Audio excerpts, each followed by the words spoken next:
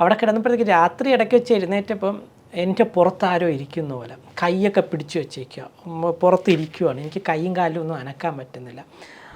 ആധുനിക വൈദ്യശാസ്ത്രം ചെയ്യുമ്പോഴത്തേക്ക് ഒരു സൈക്കോളജിക്കൽ ഡിസോർഡറിനെ ഇപ്പോഴും ബാധയാക്കിയൊക്കെ ചിത്രീകരിച്ച്. അപ്പം ഞാൻ രാത്രി ഇങ്ങനെ കിടന്ന് ഇടയ്ക്കൊന്ന് കണ്ണു തുറന്നപ്പോഴത്തേക്ക് ഡോറിൻ്റെ അവിടെ ഒരു 6-7 അടി പൊക്കമുള്ളൊരു കക്ഷി, ചുമന്ന വസ്ത്രം കേട്ടൊരാൾ ഇരിക്കുന്നു. ഇത് എന്നിട്ട് ഞാൻ പെട്ടെന്ന് കണ്ണു നോക്കിയപ്പോൾ ആളെ കാണാനില്ല. പിന്നെ ഞാൻ കിടന്നു. ശരിക്കും ഞാൻ പറയുന്നത് വെച്ചാൽ ഒരു ഹിന്ദു വിശ്വാസി അല്ലെങ്കിൽ ഒരു ഭാരതീയ സംസ്കാരം പിന്തുടരുന്ന ഒരു ഗോസ്റ്റിനെ കുറിച്ച് പേടിക്കേണ്ട ആവശ്യമില്ല. കാരണം ഈ വെസ്റ്റേണേഴ്സ് വരുന്നത് വരെ നമ്മുടെ ഐതിഹ്യങ്ങളിലോ പുരാണങ്ങളിലോ ഗോസ്റ്റ് എന്നൊരു സംഗതിയേ ഇല്ല.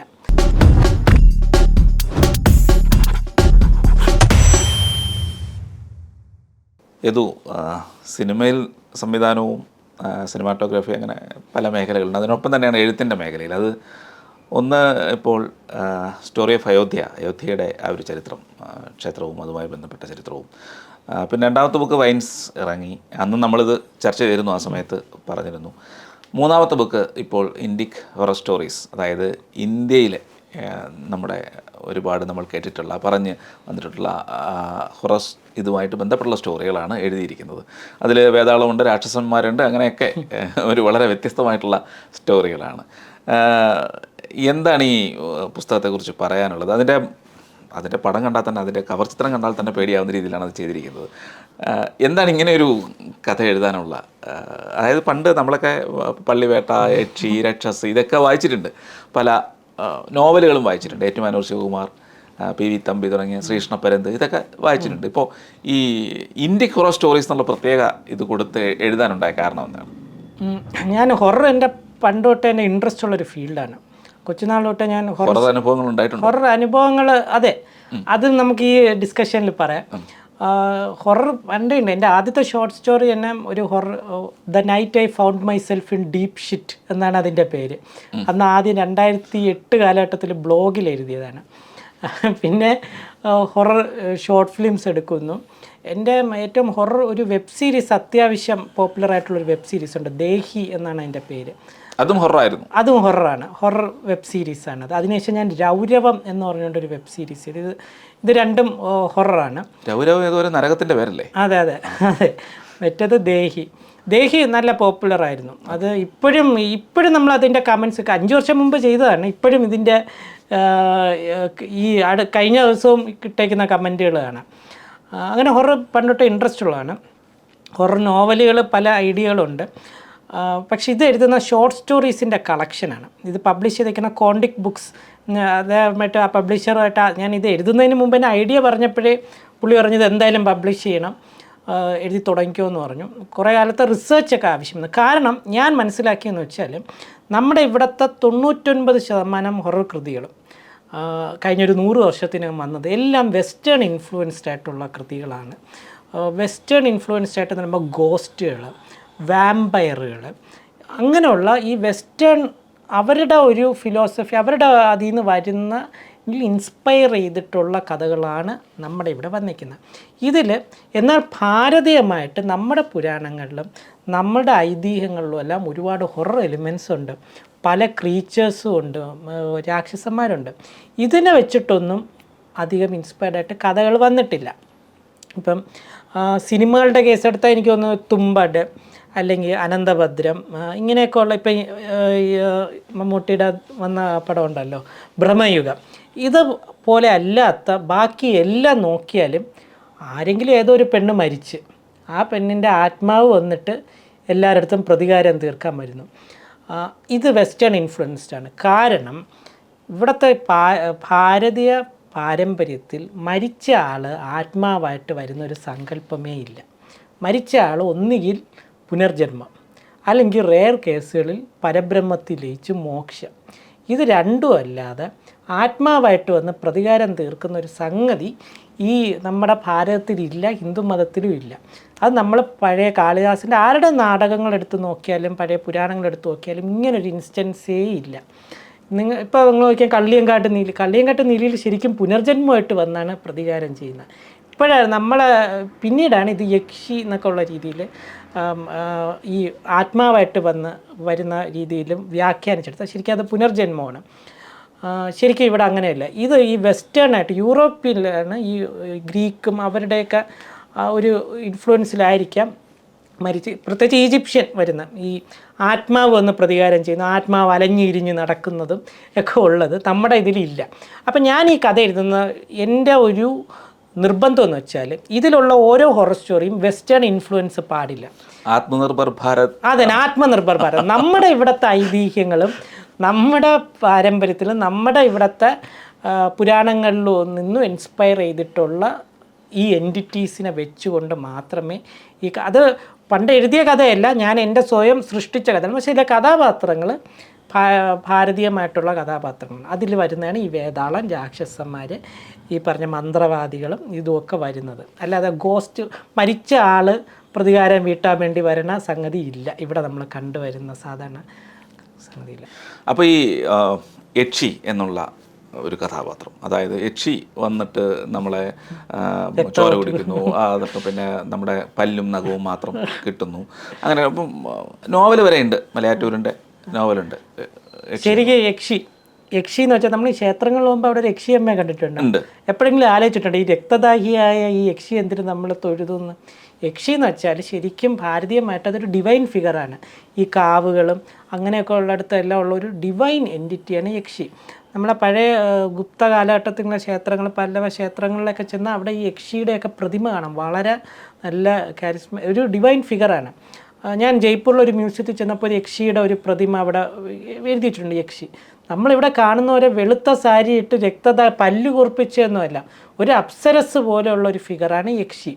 ഈ യക്ഷി എന്ന് വെച്ചാൽ ഡിവൈൻ ഫിഗർ ആയതുകൊണ്ടാണ് നമ്മളിവിടുത്തെ പല ക്ഷേത്രങ്ങളിലും ഒരു യക്ഷിയമ്മ അല്ലെങ്കിൽ യക്ഷിയമ്മൻ കോവിൽ, യക്ഷിയുടെ ഒരു പ്രതിഷ്ഠ അവിടെ കാണും. ഇത് കാണുന്നത് ഇതിനെ ആരാണ് ഇങ്ങനെ വെള്ളസാരി എടുത്ത് ഇതാക്കിയെന്ന് വെച്ചാൽ, ഞാൻ നേരത്തെ പറഞ്ഞില്ലേ ഇത് വെസ്റ്റേൺ ഇൻഫ്ലുവൻസ് ആണെന്ന്. അത് മാത്രമല്ല, പ്രത്യേകിച്ച് കോട്ടയം ഭാഗത്തൊക്കെയാണ് ഈ ആദ്യത്തെ പ്രിൻറ്റിങ്, പബ്ലിഷിങ് ഇങ്ങനെയൊക്കെ. അപ്പോൾ അവിടെ ഉണ്ടായിരുന്ന കുറേ എഴുത്തുകാർക്ക് ആദ്യം അവർക്ക് ആക്സസ് കിട്ടിയത് ഈ വെസ്റ്റേൺ നോവലുകളും വെസ്റ്റേൺ കഥകളും ഒക്കെയാണ്. അതിലാണ് വരുന്ന ഈ ഗോസ്റ്റുകൾ വരുന്ന പ്രതികാരദാഹികളായ ആത്മാക്കൾ. അവരിതിന് നമ്മുടെ മലയാളം സാഹിത്യത്തിൽ അഡാപ്റ്റ് ചെയ്തപ്പോൾ ആ ഒരു ക്യാരക്ടറിന് ഇടാൻ പറ്റിയ പേരാണ് യക്ഷി. അല്ലാതെ നമ്മൾ കർണാടകയിലെ യക്ഷഗാനത്തിലൊക്കെ വരുന്നത് ആരും ഈ രക്തദാഹികളൊന്നുമല്ല. യക്ഷി എന്ന് വെച്ചാൽ ഡിവൈൻ ഫിഗറാണ്. അപ്പം അതാണ് ഈ വെളുത്ത സാരിയിട്ട് നമ്മുടെ നീല വെളിച്ചം ബഷീറിൻ്റെ ഇതിലെല്ലാവരും ഈ ഇപ്പം ഇനി യക്ഷി എന്ന് പറഞ്ഞാൽ ഇവിടുത്തെ ആളുകൾ നമ്മൾ ഗൂഗിളിൽ യക്ഷി എന്ന് സെർച്ച് ചെയ്താലും ഈ വെളുത്ത സാരിയിട്ട ടീമിനെയൊക്കെയാണ് വരുന്നത്. പക്ഷേ യക്ഷി അതല്ല. ഈ മരിച്ച ആൾ വരുന്ന സങ്കല്പമേ നമ്മുടെ ഇതിലില്ലായിരുന്നു. അപ്പോൾ ഈ പുസ്തകത്തിൽ വേതാളത്തെക്കുറിച്ച് പറയുന്നുണ്ടല്ലോ. നമ്മൾ നേരത്തെ കേട്ടിട്ടുണ്ട് വിക്രമാദിത്യനും വേതാളവും. അത് വളരെ വിശാലമായ ഒരുപാട് കഥകളുള്ള, ഒരുപാട് കുട്ടിക്കാലത്തൊക്കെ വായിച്ചിട്ടുള്ളൊരു കഥയാണ്. ഈ വേതാളം എന്താണ് ശരിക്കും? ഇപ്പം വേതാളം എന്നുള്ളത് സോംബി എന്നുള്ള ഈ വെസ്റ്റേൺ സംഗതിയുടെ ഒരു സിനോണിമായിട്ട് ഇവിടെ നമ്മുടെ പല ആളുകളും വെച്ചേക്കുന്നു. പക്ഷെ ശരിക്കും അതങ്ങനെ അല്ല. നമ്മൾ വിക്രമാദിത്യം വേതാളത്തിൽ കാണുന്ന കേട്ടില്ലേ, ഒരു ശ്മശാനത്തിൽ ചെന്ന് വേതാളത്തിനെ മരത്തിൽ നിന്ന് പിടിച്ചുകൊണ്ടുവന്ന വേതാളം എന്ന് പറയുന്നത് ഒരു ഡെഡ് ബോഡിയാണ് ആ ഒരു ഫിഗർ. പക്ഷേ അത് ഡെഡ് ബോഡി അല്ല. ഇവിടെയാണ് ഈ സോംബി ആയിട്ടുള്ള കൺഫ്യൂഷൻ വരുന്നത്. നമ്മൾ ഹോളിവുഡ് സിനിമകൾ കാണുന്നവർക്കറിയാം എന്താണ് സോംബി എന്നുള്ളത്. സോംബി എന്ന് വെച്ചാൽ ലിവിങ് ഡെഡ് എന്ന് പറയാം. അതായത് സംഭവം ഡെഡ് ബോഡിയാണ്, അതിന് പ്രത്യേകിച്ച് ആത്മാവും മൈൻഡും ഒന്നുമില്ല. പക്ഷെ അത് ആരെങ്കിലും ചെന്ന് കടിച്ചാൽ അവരും സോംബിയായിട്ട് മാറും അതാണ് അവിടുത്തെ സോംബി. ആ സോംബി എന്നുള്ള വാക്ക് വരുന്നത് ഈ ആഫ്രിക്കൻ ആളുകളുടെ, അവർ ഹെയ്റ്റിയിലുള്ള അവരുടെ ഒരു ഊഡു, നമ്മൾ ബറോസിൽ കണ്ട ആ സംഗതിയുണ്ട്. ഊഡു മാന്ത്രിക വിദ്യയിൽ ഡെഡ് ബോഡികളെ ജീവനോടെ എടുക്കും, എന്നിട്ട് അത് ഈ മന്ത്രവാദി കൺട്രോൾ ചെയ്യും. അതിനെയാണ് സോംബി എന്ന് പറഞ്ഞിരുന്നത്. അപ്പം എന്നിട്ട് ഈ ഏകദേശം ആ ഒരു കഥ വെച്ചിട്ട് വൈറ്റ് സോംബി എന്ന് പറഞ്ഞാൽ 1940കളിൽ ഹോളിവുഡിലൊരു സിനിമ ഇറങ്ങി. ഇപ്പം പക്ഷേ അത് ഈ വൂഡു സംഗതിയാണ് വരുന്നത്, ഡെഡ് ബോഡിയെ ജീവനോടെ എടുക്കുന്നത്. അത് കഴിഞ്ഞിട്ട് 1954 ഐ ആം ലെജൻഡ് എന്ന് പറഞ്ഞൊരു നോവൽ വരുന്നു. അതിൽ പക്ഷേ സോംബിയുടെ ഈ ഇത് കാണിക്കുന്ന ആളുകൾ ശരിക്കും ഇതിൽ വാമ്പയർ എന്നാണ് പറയുന്നത്. വാമ്പയർ എന്ന് പറയുമ്പോൾ അറിയാലോ, ഡ്രാക്കുള, രക്തം കുടിച്ച് മാറ്റുന്നവർ, വാമ്പയർ എന്നാണ് പറയുന്നത്. പക്ഷേ അത് പിന്നെ 1964 ജോർജ് എ റൊമേറോ എന്ന സംവിധായകനാണ് knight of the living dead എന്ന് പറഞ്ഞ ഹോളിവുഡ് സിനിമയിൽ ഈ സോംബികളെ കൊണ്ടുവരുന്നത്. അതിൽ കാണിക്കുന്ന വെച്ചാൽ ഈ ഇതുപോലെ മൈൻഡില്ലാത്ത കുറേ അക്രമകാരികളായ ഡെഡ് ബോഡികൾസ്, അഴുകിയ ശരീരവുമായിട്ട് അവരാരെങ്കിലും കടിച്ചാലോ മാന്തിയാലോ അവരും സോംബിയായിട്ട് മാറുന്നു. അപ്പോൾ ജോർജ് റൊമേറോ പറഞ്ഞു ഈ ഐ ആം ലെജൻഡ് വായിച്ചിട്ടാണ് പുള്ളിക്ക് ഇൻസ്പയർ ആയതെന്ന്. പുള്ളിയാണ് ഈ സോംബി എന്നുള്ള വാക്കിനെ ഇതുമായിട്ട് കണക്ട് ചെയ്തത്. ഈ ഐ ആം ലെജൻഡ് പിന്നീട് വിൽ സ്മിത്ത് അഭിനയിച്ച സിനിമയിൽ വന്നപ്പോഴും അതിൽ വാമ്പയർ എന്ന് മാറ്റി സോംബിയാക്കി. ഇപ്പം നമ്മൾ ലാസ്റ്റ് ഓഫ് അസ് എന്ന് പറഞ്ഞാൽ ഗെയിമിലും സീരീസിലും ഈ സോംബികൾ വരുന്നുണ്ട്. അപ്പം ഇത് പോസിബിളായിട്ടുള്ള കാര്യമില്ല, മരിച്ച ആളാരും ജീവനോടെ വരുന്നില്ല. പക്ഷേ ഈ ലാസ്റ്റ് ഓഫ് അസിൽ കുറച്ചും കൂടെ സയൻറ്റിഫിക്കായിട്ട് പറയുന്നുണ്ട്. കാരണം നമ്മളെ പ്രകൃതിയിൽ ഈ ഇൻസെക്റ്റ്, ഈ നമ്മുടെ ഉറുമ്പൊക്കെ ഉണ്ടല്ലോ, ഉറുമ്പിൻ്റെ ശരീരത്തിലോട്ട് ഒരു തരം ഫംഗസ് കയറും.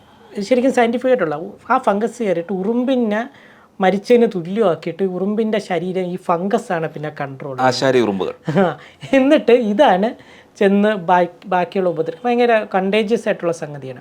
പക്ഷേ ഈ ഫംഗസിൻ്റെ പ്രശ്നം എന്ന് വെച്ചാൽ ഇത് മനുഷ്യൻ്റെ ശരീരത്തിനുള്ള ടെമ്പറേച്ചർ താങ്ങാൻ പറ്റില്ല. അതുകൊണ്ടാണ് മനുഷ്യനിലോട്ട് കടക്കാൻ പറ്റാത്തത്. അപ്പോൾ ഈ ലാസ്റ്റ് ഓഫ് അസിൻ്റെ ഒരു പ്രിമൈസ് എന്ന് പറയുന്നത് ഗ്ലോബൽ വാർമിങ്ങിൻ്റെ ആ ഒരു ടെമ്പറേച്ചർ റൈസ് കാരണം ഈ ഫംഗസ് അതിനനുസരിച്ച് അഡാപ്റ്റ് ചെയ്യും, മനുഷ്യൻ്റെ ശരീരത്തിൽ കടക്കുകയും ഇത് ഭയങ്കര കണ്ടേജനായിട്ട് മാറി ആളുകൾ സോംബി ആകുന്നു എന്ന് പറയുന്നത്. ഇതാണ് സോംബി. പക്ഷെ വേതാളം എന്ന് പറയുന്നത് അതല്ല. വേതാളം എന്ന് പറയുന്നത് ഒരുപാട് മരണങ്ങളും ഇതൊക്കെ നടക്കുന്നിടത്ത് ഉണ്ടാവുന്ന സ്വന്തമായിട്ട് ബോഡി ഇല്ലാത്ത ഒരു എൻറ്റിറ്റിയാണ്, ഒരു സംഭവമാണ് ഇത്. പക്ഷെ ഒരു ഡെഡ് ബോഡിക്ക് അകത്ത് കയറി ആ ഡെഡ് ബോഡിയെ കൺട്രോൾ ചെയ്യുന്നു. അതാണ് വേതാളം. ഈ വേതാളത്തിന് ആ ഡെഡ് ബോഡി ഉപേക്ഷിച്ചിട്ട് വേണമെങ്കിൽ വേറൊരു ഡെഡ് ബോഡിയിലും കയറാം. അങ്ങനെയുള്ള വേതാളത്തിനെയാണ് വിക്രമാദിത്യൻ്റെ അടുത്ത് പിടിച്ചുകൊണ്ട് വരാൻ പറയുന്നത്. അപ്പം അവിടെ ശ്മശാനത്തിൽ ഉണ്ടായിരുന്ന ഒരു ഡെഡ് ബോഡിയാണ് പിടിച്ചുകൊണ്ട് വരുന്നത്. ഇതാണ് വേതാളം. അപ്പോൾ ഇത്രയും ഇൻട്രസ്റ്റിംഗ് ആയിട്ടുള്ള സംഗതി ഞാൻ ആലോചിക്കുന്നു. ഇവിടെ ഉണ്ടായിരുന്ന സിനിമാക്കാരും ഇതൊന്നും നമ്മുടെ ഇവിടുത്തെ ഇത്തരം സംഗതികൾ ഉപയോഗിക്കാതെ ഇപ്പോഴും ആ ഗോസ്റ്റും വെച്ചുകൊണ്ടിരിക്കുന്ന കണ്ടിട്ടാണ് ഞാനിത് എഴുതിയത്. അപ്പോൾ ഈ രാക്ഷസന്മാരെന്നൊക്കെ പറഞ്ഞ് കഥയിൽ എഴുതിയതോ, അപ്പോൾ അവരെന്താണ്? അതെ, അതിൽ ഞാൻ ഈ അതിൻ്റെ അകത്ത് തന്നെ രാക്ഷസ ഓഫ് അന്ധകാരണ്യ എന്ന് പറഞ്ഞൊരു കഥയിൽ കുറച്ചും കൂടെ ഞാൻ റിയലിസ്റ്റിക്കായിട്ട് അതിനെ അപ്രോച്ച് ചെയ്തിട്ടുണ്ട്. രാക്ഷസന്മാർ ഹിന്ദു പുരാണങ്ങളിലും ഐതിഹ്യങ്ങളിലും സ്ഥിരം കണ്ടുവരുന്ന ഒരു സംഗതിയാണ്. അതങ്ങനെ ഒരു ഇമാജിനേഷനിൽ നിന്ന് വന്നതല്ല. എന്നും വെച്ച് വനത്തിനകത്തൊരു വലിയ ഭീകര ജന്തു ഉണ്ട് എന്നല്ല അതിനർത്ഥം. നമ്മൾ മനസ്സിലാക്കേണ്ടതെന്ന് വെച്ചാൽ ഇപ്പോഴും നമ്മൾ ഈ സംസാരിക്കുന്ന 2025 പോലും കാനിബലിസ്റ്റിക് നേച്ചറുള്ള പല ട്രൈബുകളും ലോകത്തിൻ്റെ പല സ്ഥലങ്ങളിലുണ്ട്. Papua ന്യൂഗിനിയയിലുണ്ട്, Amazon വനാന്തരങ്ങളിലുണ്ട്. ഇവർ ഭയങ്കര ഐസൊലേറ്റഡ് ആയിട്ട് കാട്ടിൻ്റെ നടുക്ക്, ഇവരെന്നാണോ ആഫ്രിക്കയിൽ നിന്ന് മൈഗ്രേറ്റ് ചെയ്ത് അന്ന് തൊട്ട് ഇവർ ഐസൊലേറ്റഡ് ആയിട്ട് ഇരിക്കുകയാണ്. അപ്പോൾ അവർ പുറത്തു നിന്ന് ആര് വന്നാലും അവരെ ആക്രമിച്ച് പുഴുങ്ങി തിന്നും. അതാണ് ഈ നരഭോജികളായ ട്രൈബുകളുടെ ഒരു പ്രത്യേകത. സ്വാഭാവികമായിട്ടും 2000 വർഷം മുമ്പ് ഇന്ത്യയിലെ പല വനങ്ങളുടെ നടുക്കും ഇതുപോലെയുള്ള ട്രൈബൽ കമ്മ്യൂണിറ്റീസ് ഉണ്ട്, കാനിബൽ നേച്ചറുള്ള നരഭോജികളായിട്ടുള്ള. അപ്പം ആ ഒരു വനം, ഇനിയൊരു പ്രത്യേക വനം, അങ്ങോട്ട് പോകരുത്, അവിടെ രാക്ഷസനുണ്ട് എന്ന് പറഞ്ഞ ആളുകൾ അങ്ങനെ ഒരു അവിടെ ചെന്നവർ ബോഡി പോലും കിട്ടിയിട്ടില്ല. അതിങ്ങനെ പറഞ്ഞാണ് ഈ രാക്ഷസൻ എന്നുള്ള ഒരു ഫിഗറിലോട്ട് പിന്നെ പരിണമിച്ചു എന്നാണ് എനിക്കെൻ്റെ ഗവേഷണത്തിൽ നിന്ന് മനസ്സിലായത്. പിന്നെ നമ്മുടെ പുരാണത്തിൽ തന്നെ പറയുന്നുണ്ട് രാക്ഷസന് മോക്ഷം കൊടുത്തു എന്നുള്ളത്. അത് 2 പോസിബിലിറ്റി. അത് മോക്ഷം കൊടുക്കുന്ന ആരാ? ദൈവങ്ങളുടെ രാമനും അവരും ഒക്കെയാണ്. അപ്പം സിവിലൈസ്ഡ് ആയിട്ടുള്ള ടൗണിൽ നിന്നോ അല്ലെങ്കിൽ രാജ്യത്തു നിന്നോ വരുന്ന ആൾ ഒന്നുകിൽ ഈ കമ്മ്യൂണിറ്റിയെ ഉന്മൂലനം ചെയ്യുന്നു, അല്ലെങ്കിൽ അവരെ സിവിലൈസേഷനിലോട്ട് കൊണ്ടുവന്ന് നരഭോജികളല്ലാതെ ഈ കൃഷിയിലുമൊക്കെ കൊണ്ടുവന്ന് അവർക്ക് അവിടെ മോക്ഷം കൊടുക്കുന്നു. ഇതാണ് എനിക്ക് മനസ്സിലാക്കാൻ കഴിഞ്ഞത്. ഇതാണ് രാക്ഷസൻ്റെ കേസ്. ഇതൊക്കെ ശരി. ഇതൊക്കെ ഈ ഹൊറർ ത്രില്ലർ എഴുതാനുണ്ടായ കാരണം സ്വയം അനുഭവങ്ങൾ ഉണ്ടായിട്ടുണ്ടോ? ഞാൻ പറഞ്ഞല്ലോ, എനിക്ക് പണ്ടോട്ടേ ഇതിലൊക്കെ വലിയ ഇൻട്രസ്റ്റ് ഉള്ളതാണ്. അപ്പം ഇതൊക്കെ കാണാനും അനുഭവിക്കാനും ഒക്കെ പലരും ഇങ്ങനെ പ്രേതത്തിൻ്റെ കാര്യമൊക്കെ പറയുമ്പോൾ എനിക്കിതൊന്ന് കാണണമല്ലോ എന്നുള്ള സംഗതി. അങ്ങനെ ഞാൻ പലയിടത്തും പോയിട്ടുണ്ട്. ഹോണ്ടഡ് എന്ന് പറയുന്ന പല സ്ഥലങ്ങളിൽ, രാജസ്ഥാനിലും ഡൽഹിയിലൊക്കെ ഉള്ള സ്ഥലങ്ങളിൽ പഴയ കോട്ട, രാജസ്ഥാനിലൊക്കെ ഇഷ്ടം പോലെ ഉണ്ട്, പഴയ തകർന്നു കിടന്ന കോട്ടകളും ഒക്കെ ഉണ്ട്.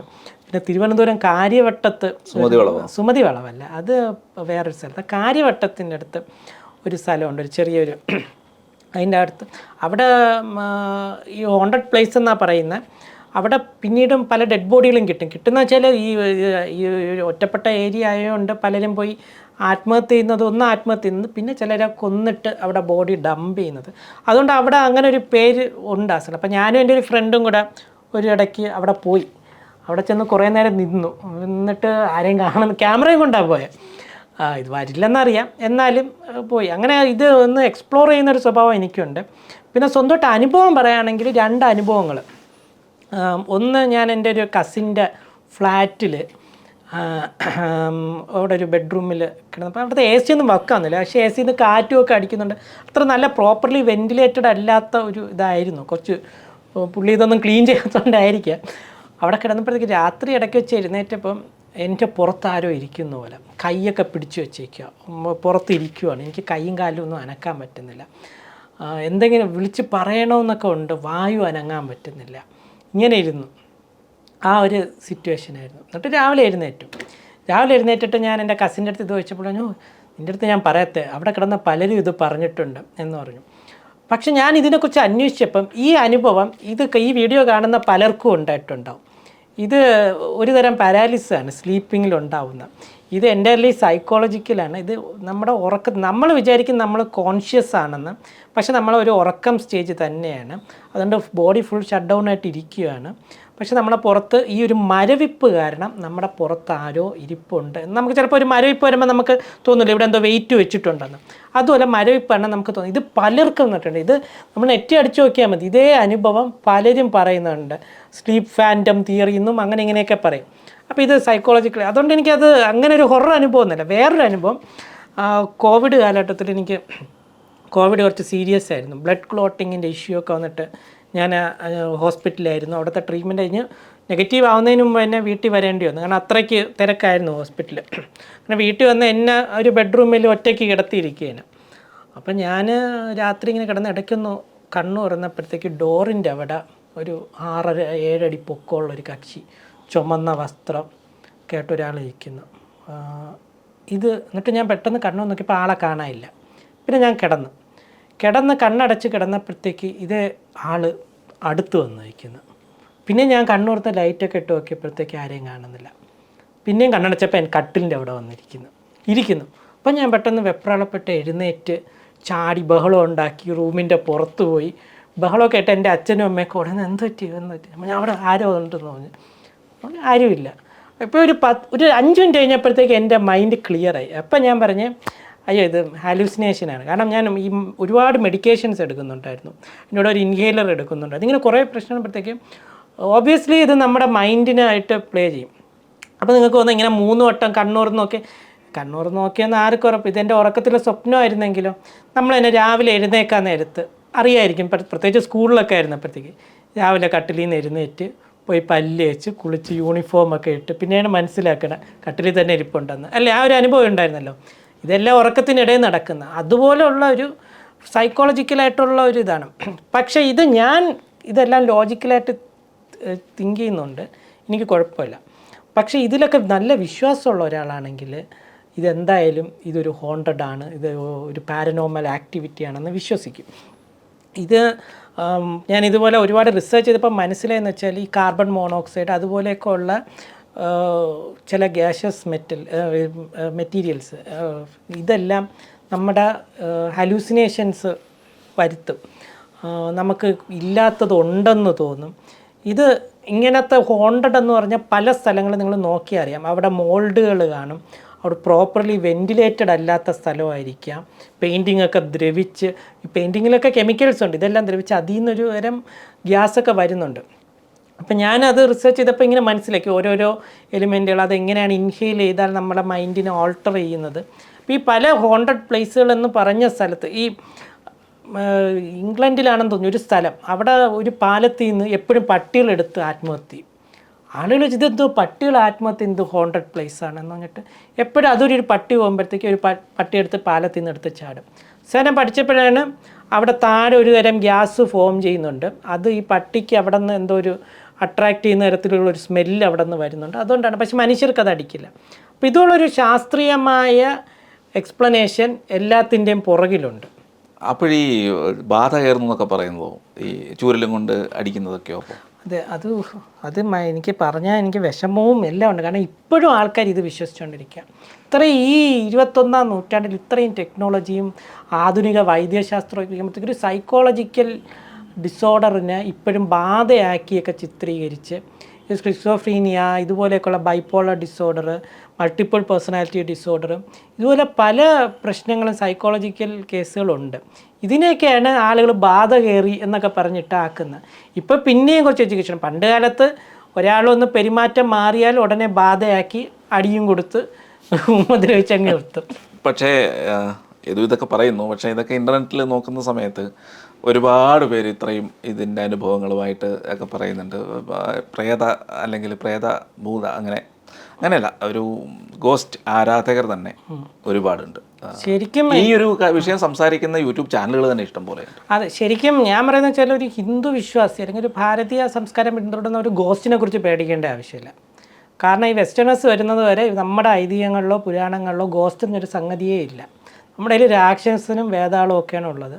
പിന്നെ ബാധ കയറുന്നെന്ന് പറഞ്ഞ സംഗതിയുണ്ട്, പരകായ പ്രവേശം. അത് 7-ാം നൂറ്റാണ്ടിലെ ബോധായനൻ്റെ ഒരു നാടകമുണ്ട്, ഞാൻ അത് സിനിമയാക്കി, ഭഗവതജുഗ. അതിലെന്ന് വെച്ചാൽ യമരാജൻ യമദൂതൻ്റെ അടുത്ത് പറയണം, വസന്തസേനയെ കൊന്ന് ആത്മാവുമായിട്ട് വരാൻ പറഞ്ഞു. പുള്ളിക്ക് ആൾ മാറിപ്പോവും. ശരിക്കുള്ള വസന്തസേനയ്ക്ക് പകരം വേറൊരു വസന്തസേനയുടെ കൊന്നിട്ട് ആത്മാവ് എടുത്തുകൊണ്ട് പോകും. അവിടെ ചെല്ലുന്ന സമയത്താണ് യമരാജൻ പറയുന്നത്, നിങ്ങൾ ആൾ മാറിപ്പോയി ഇത് തിരിച്ചുകൊണ്ട് ബോഡി വെക്കുന്നു. പക്ഷേ പ്രശ്നം വെച്ചാൽ ഈ സമയം പരിവ്രാജകൻ എന്ന് പറഞ്ഞൊരു കഥാപാത്രമുണ്ട് ഇതിൽ, ഒരു ബുദ്ധസന്യാസി. പുള്ളിയുടെ ആത്മാവ് ഈ വസന്തസേനയുടെ ശരീരത്തിലോട്ടിടും. അപ്പോൾ യമദൂതൻ തിരിച്ചു വന്ന് ഈ വസന്തസേനയുടെ ശരീരത്തിൽ ആത്മാവ് ഇടാൻ നോക്കുമ്പോൾ അത് നടക്കണം അവിടെ, ഈ വസന്തസേന. അപ്പോൾ ഇനി ഇതെന്ത് ചെയ്യും? പുള്ളി അതുടനെ ആത്മാവായിട്ട് പറഞ്ഞു വിടുകയല്ല ചെയ്തത്, ഈ ഗോസ്റ്റായിട്ട്. പുള്ളി നോക്കിയപ്പം വേറെ പരിവ്രാജകൻ്റെ ബോഡി അവിടെ ഒഴിഞ്ഞു കിടക്കുന്നു, എന്നാൽ അതിൽ കൊണ്ടിടാം എന്ന് പറഞ്ഞ് ആ ബോഡിയിൽ കൊണ്ടിടുന്നു.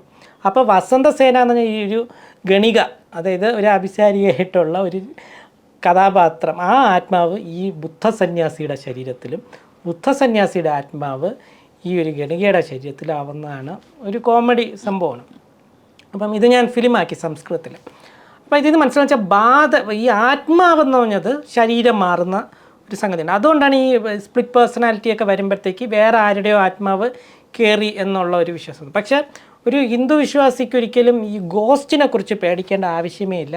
കാരണം അത് ഹിന്ദു വിശ്വാസത്തിലേ ഇല്ല. അത് മറ്റവർക്ക് മറ്റ് വെസ്റ്റേൺ ആ ആശയം പിന്തുടർന്നവർക്ക് പിന്നെയും വിശ്വസിച്ചാൽ മനസ്സിലാകും. ഹിന്ദു വിശ്വാസികൾക്ക് അത് വിശ്വസിക്കേണ്ട ആവശ്യമില്ല. പിന്നെ ബാക്കിയെല്ലാം ഞാൻ പറഞ്ഞ പോലെ ഈ ഹോണ്ടഡ് പാരനോർമൽ ആക്ടിവിറ്റീസ് എല്ലാം എന്തെങ്കിലും ഒന്നുകിൽ സൈക്കോളജിക്കൽ അല്ലെങ്കിൽ സയൻറ്റിഫിക്, ഞാൻ പറഞ്ഞ പോലെ ഈ കാർബൺ മോണോക്സൈഡ് പോലെയൊക്കെ ഉള്ള ഓരോരോ ഹാലൂസിനേഷൻസ് വരുത്തുന്ന എന്തെങ്കിലും ഒരു സംഗതി ആ ഒരു പ്രദേശത്ത് കാണും. ഇത് രണ്ടുമാണ് പറയാനുള്ളത്. അപ്പോൾ ഈ ഇടയ്ക്ക് കുറേ സിനിമകൾ വന്നിരുന്നു. മമ്മൂട്ടിയുടെ ഒരു സിനിമയുണ്ട്, എനിക്ക് ഓർമ്മയില്ല, അപരിചിതൻ. അതിൽ ഈ ഓജോ ബോർഡ് വെച്ചിട്ടുള്ള പരിപാടി, അതിങ്ങനെ അനങ്ങുന്നു, അങ്ങോട്ട് പോകുന്നു. അതെന്താ സംഭവം? അപ്പോൾ ഇത് അവിടെ അവർ പ്രൊനൗൺസ് ചെയ്യുന്ന VG ബോർഡ് എന്നാണ് ഈ വെസ്റ്റേൺ അവിടെയൊക്കെ യൂറോപ്പിലൊക്കെ. ഇതും ഇത് പണ്ടേ ഞാൻ കേട്ടിട്ടുള്ളതാണ്, കൊച്ചിലേ കേട്ടിട്ടുള്ളതാണ്. പക്ഷേ ഇത് ഇത്രയും വീഡിയോ ടെക്നോളജി എല്ലാം വന്നിട്ടും ഇതുവരെയായിട്ട് തനി അനങ്ങുന്ന ഒരു ക്രെഡിബിളായിട്ടൊരു വീഡിയോ ആരും എടുത്തിട്ടില്ല. എല്ലാവരും അവരുടെ അനുഭവങ്ങൾ പറയുന്നതാണ്. ഇത് സൈക്കോളജിക്കലായിട്ട് ഈ കോയിനിൽ ഇവർ വിരൽ വെക്കണമെന്ന് പറയുന്നുണ്ട്. ഇവർ അപ്പോഴത്തെ ഒരു ട്രാൻസ് സ്റ്റേറ്റ് എന്ന് പറയുമ്പോൾ നമ്മൾ അറിയാമല്ലോ ആ വാക്കിൻ്റെ അർത്ഥം. അതുപോലെ ആ ഒരു സ്റ്റേറ്റിൽ അങ്ങ് മാറുന്നതാണ് എൻ്റർലി സൈക്കോളജിക്കലായിട്ടാണ് എനിക്ക് അത് മനസ്സിലാക്കിയിട്ടുള്ളത്. അല്ലെങ്കിൽ ഇപ്പോഴത്തെ ഈ ടെക്നോളജിയിൽ ഇത്രയും പ്രേതം ഇതൊക്കെ പാരനോർമൽ ആക്ടിവിറ്റീസ് ഉണ്ടെന്ന് പറയുന്ന സ്ഥലങ്ങളിൽ എന്തുകൊണ്ട് ആളുകൾ ഈ ക്യാമറയും ഇതും എല്ലാം കൊണ്ടുപോയി ഈ വെളിച്ചം വരുമ്പം പ്രേതത്തിന് എന്താ ഇത്ര പേടി? ഇരുട്ടുള്ളപ്പോഴേ പ്രേതം. അതുമാത്രമല്ല, എൻ്റെ വേറൊരു സംശയം, ഈ മരിച്ചവരുടെ ഇതെല്ലാം പ്രേതമാണെങ്കിൽ ഇവിടെ ഇത്രയും പശുവിനെയും കോഴിയൊക്കെ കൊല്ലുന്നു, ഇതിൻ്റെയൊക്കെ ആത്മാക്കൾ വരില്ലേ? എത്രയോ പേര് ദിവസം മരിക്കുന്നു. ഇവരുടെയൊക്കെ ചിലർക്ക് മാത്രമേ ആത്മാക്കൾ ഹോണ്ട് ചെയ്യാൻ വരുള്ളൂ, ചിലരുടെ വരുന്നില്ല. അതിൽ തന്നെ അത് മാത്രമല്ല, ഇവർ ആത്മാവായിട്ട് ഇറങ്ങുമ്പോഴത്തേക്ക് ഇവരുടെ അപ്പിയറൻസ് എങ്ങനെയായിരിക്കും? ആ മരിച്ച ആ നിമിഷത്തിലുള്ളതാണോ, അതോ ഇപ്പോൾ ആക്സിഡൻറ്റ് കഴിഞ്ഞിട്ടാണെങ്കിൽ ആ കൊന്ന ഇപ്പോൾ ഒരു മൂക്ക് ഇളകി പോയിട്ടുണ്ടെങ്കിൽ അതുപോലെയാണോ? ഇങ്ങനെയൊക്കെ ഉള്ളതുണ്ട്. ഇതെല്ലാം അത്ര വിശ്വസനീയമല്ല. ചുരുക്കം പറഞ്ഞാൽ പ്രേതം പിശാജ് ഇത് ഇങ്ങനെയൊക്കെയുള്ള സംഗതികളില്ല എന്നാണ് ഏതു പറഞ്ഞു വരുന്നത്. പിന്നെന്തിനാണ് ഈ സ്റ്റോറി എഴുതിയത്? അത് ലിറ്ററേച്ചറിൻ്റെ ഭാഗമാണ്. നമുക്ക് ആ ഒരു ഇൻട്രസ്റ്റ് കൊണ്ട് എഴുതിയതാണ്. നമ്മളിപ്പം സൂപ്പർമാനെ കുറിച്ച് എഴുതിയ ആൾ ഒരിക്കലും സൂപ്പർമാൻ ഉണ്ടെന്ന് അയാൾ വിശ്വസിക്കുന്നില്ലല്ലോ. അതുപോലെ പക്ഷേ എൻ്റെ ഈ കഥകൾ വായിച്ചിട്ടുണ്ടെങ്കിൽ അറിയാം, അതിൻ്റെ അകത്ത് ഓരോ അർത്ഥങ്ങളുണ്ട്. സോഷ്യലായിട്ടുള്ള പൊളിറ്റിക്കലായിട്ടുള്ള അർത്ഥങ്ങൾ ഒരു ബാക്ക്ഗ്രൗണ്ടിൽ ഞാൻ ഇട്ടിട്ടുണ്ട്. ഈ കഥാപാത്രങ്ങൾ വെച്ച് ചെയ്യുന്നിട്ട് കഥ മുന്നോട്ട് കൊണ്ടുപോകുന്നുണ്ടെങ്കിൽ ഏതു എന്തായാലും ഒരു തുടക്കമാകട്ടെ. ഇന്ത്യൻ പ്രേതങ്ങൾ അല്ലെങ്കിൽ ഇന്ത്യൻ ഹൊറർ സീരീസ് ഇന്ത്യക്കാരായിട്ടുള്ള ഈ അതെ സാഹിത്യത്തിൽ ഒരുപാട് ഉണ്ടാവട്ടെ എന്ന് ആശംസിക്കുന്നു. എല്ലാവിധ ആശംസകളും.